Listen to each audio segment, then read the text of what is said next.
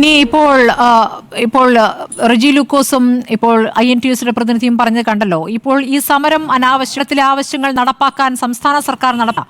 ഇപ്പോൾ ഇതിന്മേൽ നിങ്ങൾ ഇനി എത്ര ദിവസം സമരം ഇരുന്നിട്ടും പ്രതികരണം ഇതിൽ നിങ്ങൾക്ക് മറുപടി പറയാം. എൻ്റെ പ്രതിനിധി കേന്ദ്രത്തിൽ ആരോഗ്യ വകുപ്പുമായി ബന്ധപ്പെട്ട ആവശ്യങ്ങൾ മുന്നോട്ട് വയ്ക്കുമ്പോൾ ആശാവിഷയം ഒരു ആവശ്യം സംസ്ഥാന സർക്കാർ മുന്നോട്ട് വെച്ചിട്ടില്ല എന്നാണ് അദ്ദേഹം പറഞ്ഞ മറുപടി. അപ്പോൾ അങ്ങനെ ഒരു ആവശ്യമുള്ള സാധ്യത കുറവാണ് എന്ന് വേണ്ടേ മനസ്സിലാക്കാൻ. ആരോഗ്യമന്ത്രി കാണുമെന്ന് പറഞ്ഞിട്ടുണ്ട്, അപ്പോൾ പറയാം എന്നാണ് ചെയ്യുന്ന സമരം. അത് സംസ്ഥാന സർക്കാരിനെതിരെ അല്ലാകൾ കേന്ദ്ര ഗവൺമെൻറ്റിനെ കാണാൻ കിട്ടുന്ന ഒരു അവസരത്തിലും എന്നുള്ളത് നമ്മൾ പ്രത്യേകം ശ്രദ്ധിക്കേണ്ടതാണ്. ഉന്നയിക്കാൻ പോകുന്നത് അപ്പോൾ കേന്ദ്രം തരുമെങ്കിൽ ഞങ്ങൾ തരാമെന്ന് പറയുകയും കേന്ദ്രത്തിൻ്റെ മുന്നിൽ ചെല്ലുമ്പോൾ അത് പറയാതിരിക്കുകയും ചെയ്യുന്നു. മുഖ്യമന്ത്രി പോയി പറഞ്ഞിട്ടില്ല, ആരോഗ്യമന്ത്രി പോകുമെന്ന് പറഞ്ഞു, അത് പോയി കണ്ടിട്ടില്ല. ഇനി വീണ്ടും അതിനുള്ള സമയമെടുക്കുമെന്ന് പറയുന്നു. ഇപ്പോൾ KV തോമസ് സാറ് ഈ കേന്ദ്രവും സംസ്ഥാനവും തമ്മിലുള്ള ലൈസൻസ് നടത്തുന്ന അദ്ദേഹം പോവും. പക്ഷേ ഇത് എന്ത് സംഭവിച്ചാലും ഇത് മിണ്ടില്ല, തുറക്കില്ല എന്നാണ് പറഞ്ഞിരിക്കുന്നത്. അതവിടെ നിൽക്കട്ടെ, അവർ നോക്കട്ടെ, എന്നാൽ നമുക്ക് ചെയ്യാം. മറിച്ച് എനിക്ക് മറ്റൊരു കാര്യം കൂടെ സൂചിപ്പിക്കാനുള്ളത്, ഇവിടെ നേരത്തെ INTUC CITU പോലുള്ള യൂണിയനെ കുറിച്ച് പറഞ്ഞു. ഞങ്ങളുടെ ഈ Kerala ASHA health workers association ഏതെങ്കിലും ഒരു കേന്ദ്ര ട്രേഡ് യൂണിയനുമായി അഫിലിയേറ്റ് ചെയ്തിരിക്കുന്ന ഒരു സംഘടനയല്ല. അതാണ് ആദ്യം ഈ ചർച്ചയിൽ പങ്കെടുക്കുന്ന മുഴുവൻ ആളുകളും മനസ്സിലാക്കേണ്ടത്.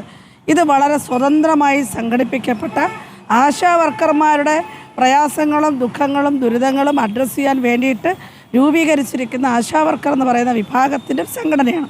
ഇതിനകത്ത് എല്ലാ വിഭാഗം രാഷ്ട്രീയ വിശ്വാസമുള്ള ആളുകളും ഉണ്ടെന്നുള്ളത് നമ്മൾ തുടക്കം മുതൽ തന്നെ വ്യക്തമാക്കിക്കൊണ്ടിരിക്കുന്നതാണ്. ഇത് ഏതെങ്കിലും ഒരു രാഷ്ട്രീയ പാർട്ടിയുടെ വാലല്ല. അതുകൊണ്ട് തന്നെ ഏത് പാർട്ടി അല്ലെങ്കിൽ ഏത് മുന്നണി അധികാരത്തിൽ വരുന്നു എന്നത് ഞങ്ങളെ സംബന്ധിച്ച് ഒരു പ്രശ്നമേ അല്ല. ഞങ്ങൾ എല്ലാ സമയത്തും ഞങ്ങളുടെ ആവശ്യങ്ങൾ ഉന്നയിച്ചുകൊണ്ടിരിക്കും. അതൊന്ന്. അതുകൊണ്ട് തന്നെ ഞങ്ങളുടെ ഈ സമരത്തെ പിന്തുണച്ചുകൊണ്ട് HMS രാജ്യത്തെ ഏറ്റവും വലിയ മൂന്നാമത്തെ തൊഴിലാളി യൂണിയനാണ്. അവരുടെ നേതാക്കൾ ഈ സമരപ്പന്തൽ വന്ന് അഭിവാദ്യം അർപ്പിച്ചു പോയി. ഒപ്പം തന്നെ INTUCയുടെ നിർമ്മാണ തൊഴിലാളി യൂണിയൻ അവർ വളരെ വലിയൊരു പ്രകടനവുമായിട്ട് വന്ന് അതിൻ്റെ സംസ്ഥാന general secretary Shri advocate KP Haridas ഞങ്ങളുടെ സമരത്തിന് വന്ന് പൂർണ്ണ പിന്തുണ പ്രഖ്യാപിച്ചിട്ടുണ്ട്. അപ്പോൾ ഇത് ബോധ്യപ്പെടുന്ന ആളുകൾ വന്ന് പിന്തുണയ്ക്കുന്നു എന്നതിനപ്പുറത്തേക്ക് ഇതിന് മറ്റൊരു വശവുമില്ല.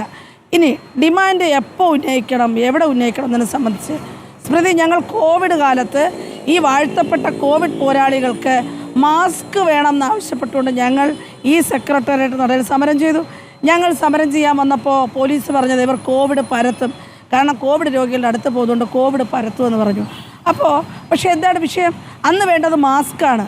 അന്നും 3-4 മാസത്തെ ഈ ഓണററി കുടിശ്ശികയുണ്ട്. പക്ഷേ ഞങ്ങളുടെ പ്രാഥമികമായ ഡിമാൻഡ് മാസ്ക് വേണം. കാരണം ഫീൽഡിൽ പോകണമെങ്കിൽ ഒരു സുരക്ഷാ ഉപകരണം പോലും സ്വന്തമായി ഇല്ല, അത് നൽകുന്നില്ല. ഞങ്ങളങ്ങനെ സമരം ചെയ്തിട്ട് തന്നെയാണ് അങ്ങ് മേളിലിടുന്ന ഉത്തരവ് താഴെത്തട്ടിൽ എത്തിക്കാൻ ഞങ്ങൾ സമരം കൊണ്ടാണ് സാധിച്ചത്. അപ്പോൾ ഏതൊരു സമരത്തിനും ഒരു ഹ്രസ്വകാല ഡിമാൻഡും ഒരു ദീർഘകാല ഡിമാൻഡും ഉണ്ടാകും. കേരള ആശാ ഹെൽത്ത് വർക്കേഴ്സ് അസോസിയേഷനാണ് കേരളത്തിൻ്റെ ചരിത്രത്തിൽ ആദ്യമായി ആശാ വർക്കർമാരെ ആരോഗ്യ വകുപ്പിൽ സ്ഥിരപ്പെടുത്തണമെന്ന് പറഞ്ഞത്. ഞങ്ങളങ്ങനെ പറയാൻ കാരണം ഒരു പ്രത്യേക മേഖലയിൽ ഒരു സ്ഥിര സ്വഭാവത്തിലുള്ള ജോലി സ്ഥിരമായി നയിച്ചുകൊണ്ടിരിക്കുന്നു, നടത്തിക്കൊണ്ടിരിക്കുന്നു.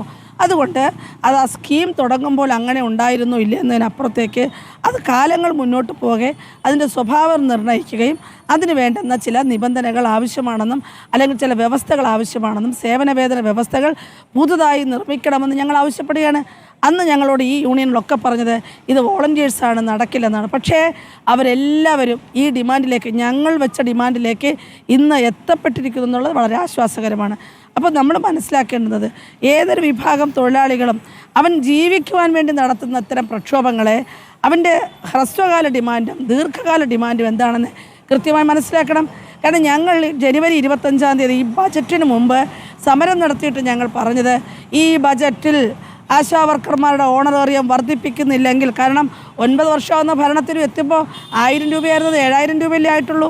വലിയ വർധന ഉണ്ടായിട്ടില്ലല്ലോ. എല്ലാ വർഷവും 1000 രൂപ വെച്ച് കൂട്ടുമായിരുന്നില്ലല്ലോ. അങ്ങനെ കൂട്ടിയാൽ പോലും തികയില്ലല്ലോ. അപ്പോൾ ഈ വർധനവ് ആവശ്യപ്പെട്ടുകൊണ്ടും ഞങ്ങൾ എതിർപ്പ് പ്രകടിപ്പിച്ച വിരമിക്കൽ പ്രായം 62 വയസ്സ് എന്ന് പറയുന്ന വിരമിക്കൽ പ്രായം ഞങ്ങളുടെ യൂണിയൻ എതിർപ്പ് പ്രകടിപ്പിച്ചിട്ടും CITUവിൻ്റെ മറ്റു യൂണിയൻ്റെ ആവശ്യപ്രകാരം 62 വയസ്സിൽ പിരിച്ചുവിടാനുള്ള ഉത്തരവ് പിൻവലിക്കണമെന്നും വിരമിക്കൽ ആനുകൂല്യം പ്രഖ്യാപിക്കണമെന്ന ആ തീരുമാനങ്ങൾ ആ ബജറ്റിൽ സ്വീകരിക്കണമെന്ന് ഞങ്ങൾ ആവശ്യപ്പെട്ടു. ഞങ്ങളുടെ സംഘടനയുടെ സംസ്ഥാന സെക്രട്ടറിയും പ്രസിഡൻറ്റും പ്രീ ബജറ്റ് ചർച്ചയിൽ പങ്കെടുത്തുകൊണ്ട് 20 ആവശ്യങ്ങൾ ഉന്നയിച്ചിരുന്നു. അതിനകത്ത് നിരവധി ആവശ്യങ്ങളുണ്ട്. എന്തിന്? ഫീൽഡിൽ പോയിട്ട് വന്നാൽ ആശാ വർക്കർമാർക്ക് അവരുടെ സ്വന്തം PHSകളിൽ പബ്ലിക് ഹെൽത്ത് സെൻ്ററുകൾ ഇരിക്കാനൊരു മുറിയില്ല, വിശ്രമ മുറിയില്ല, അസുഖം വന്നാൽ ചികിത്സിക്കാൻ ഇടമില്ല. ഇന്ന് എല്ലാ രേഖകളും എല്ലാ സർവേകളും ഓരോരോ ആപ്പ് വഴി ചെയ്യുന്ന കാലത്ത് സ്മാർട്ട് ഫോൺ എന്ന് പറയുന്നത് ലഭ്യമല്ല. അവർക്ക് യൂണിഫോം ഇല്ല, ടെലിഫോൺ അലവൻസ് എന്ന് പറഞ്ഞാൽ വളരെ പരിമിതമാണ്. അത് ഓർക്കണം, ഞങ്ങൾ സമരം ചെയ്തിട്ടാണ് 200 രൂപയുടെ ടെലിഫോൺ അലവൻസ് വന്നത്. പക്ഷേ ഇന്ന് ടെലിഫോണിൻ്റെ താരിഫ് ഉയർത്തിയിരിക്കുന്നുണ്ട്, അത് മതിയാവില്ല. ഇങ്ങനെ തുടങ്ങി ദൈനംദിന ജീവിതത്തിൻ്റെ തൊഴിലിൻ്റെ ഭാഗമായിട്ടുള്ള നിരവധി ഡിമാൻഡുകൾ ഞങ്ങൾ ഉന്നയിച്ചിരുന്നു. പക്ഷേ ഒന്നും തിരിഞ്ഞു നോക്കാത്തൊരു സാഹചര്യത്തിലാണ് ഞങ്ങൾ അടിയന്തരമായി ഈ ഓണററി വർധനവും ഈ വിരമിക്കൽ പ്രായം നിശ്ചയിച്ചിരിക്കുന്നത് 62 വയസ്സ് പിൻവലിക്കണമെന്നും വിരമിക്കൽ ആനുകൂല്യം പ്രഖ്യാപിക്കണമെന്ന് ഞങ്ങൾ ആവശ്യപ്പെട്ടത്. ഞങ്ങൾ വളരെ വ്യക്തമായിട്ട് തന്നെയാണ് തീരുമാനിച്ചത്. അപ്പോൾ അതുകൊണ്ട് ഈ യൂണിയനുകൾ മനസ്സിലാക്കേണ്ടത്, നമ്മളെപ്പോഴും ഏതൊരു സാഹചര്യത്തിലും നമ്മുടെ അടിസ്ഥാന ഡിമാൻഡുകൾ മാത്രമല്ല ഉന്നയിക്കേണ്ടത്. അതുകൊണ്ടാണ് ഓണററി വർദ്ധിപ്പിക്കേണ്ടത് സംസ്ഥാന സർക്കാരാണ്. അതിനകത്ത് ഒരു ആശങ്കയ്ക്കും ഇടയില്ലെന്നും കേന്ദ്ര ഗവൺമെൻറ്റിൻ്റെ ഉത്തരവാദിത്തങ്ങൾ മറന്നുകൊണ്ടല്ല എന്ന് ഞങ്ങൾ പറയുന്നത്. നോക്കൂ, നമ്മൾ കേന്ദ്ര ഗവൺമെൻറ്റിനെ സമീപിക്കുന്നില്ല എന്ന് നിരന്തരം ആവർത്തിച്ചുകൊണ്ടിരിക്കുക. ഇവിടെ കേന്ദ്രമന്ത്രിമാർ വരുമ്പോൾ എന്താണ് ഞങ്ങൾ പറഞ്ഞിരുന്നത്? നിങ്ങൾ മാധ്യമങ്ങൾ റിപ്പോർട്ട് ചെയ്യില്ലേ? അവരുടെ പ്രസംഗത്തിന് മുമ്പ് ഞങ്ങൾ പറയുന്നത്, നിങ്ങൾ കേന്ദ്ര ഗവൺമെൻറ്റിൻ്റെ ആളുകൾ വന്ന് ഞങ്ങൾക്ക് പിന്തുണ പ്രഖ്യാപിക്കുമ്പോൾ പിന്തുണയുടെ അർത്ഥമെന്ന് പറയുന്നത് കേന്ദ്ര ഗവൺമെൻറ് വർദ്ധിപ്പിക്കേണ്ട കാര്യങ്ങൾ അത് വർദ്ധിപ്പിച്ചെടുക്കാനുള്ള നടപടികൾ കൈക്കൊള്ളണം എന്നാണ്. കോൺഗ്രസ് നേതാക്കളോട് ഞങ്ങൾ പറഞ്ഞു, നിങ്ങൾ കോൺഗ്രസ് നേതാക്കൾ ഈ പന്തലിൽ വന്ന് ഞങ്ങളെ പിന്തുണയ്ക്കുമ്പോൾ ഞങ്ങൾ പ്രതീക്ഷിക്കുന്നത് നിങ്ങൾ പിന്തുണയ്ക്കുന്നതോടൊപ്പം തന്നെ നിങ്ങൾ ഭരിക്കുന്ന സംസ്ഥാനങ്ങൾ മതിയായ ഓണററിയം കൊടുക്കണം. ഇത് വളരെ സ്പെസിഫിക് ആയിട്ട് പറഞ്ഞിട്ടുണ്ട് സ്മൃതി. അപ്പോൾ ഇതൊക്കെ മറച്ചു വെച്ചുകൊണ്ട് വീണ്ടും വീണ്ടും ഇങ്ങനെ ഒരേ കാര്യം ഒരേ പല്ലവി പറഞ്ഞുകൊണ്ടിരിക്കുകയാണ്. സത്യത്തിൽ ഇതിനെയൊക്കെ അവഗണിച്ച് കളയണം. ഇന്നിപ്പം മന്ത്രിമാരും അവരുടെ രാഷ്ട്രീയ നേതാക്കളും എല്ലാം ഒരേ കാര്യം ആവർത്തിക്കുകയാണ്. ഇവർ യാഥാർത്ഥ്യ ബോധമില്ലാതെയാണ് സംസാരിച്ചുകൊണ്ടിരിക്കുന്നത്.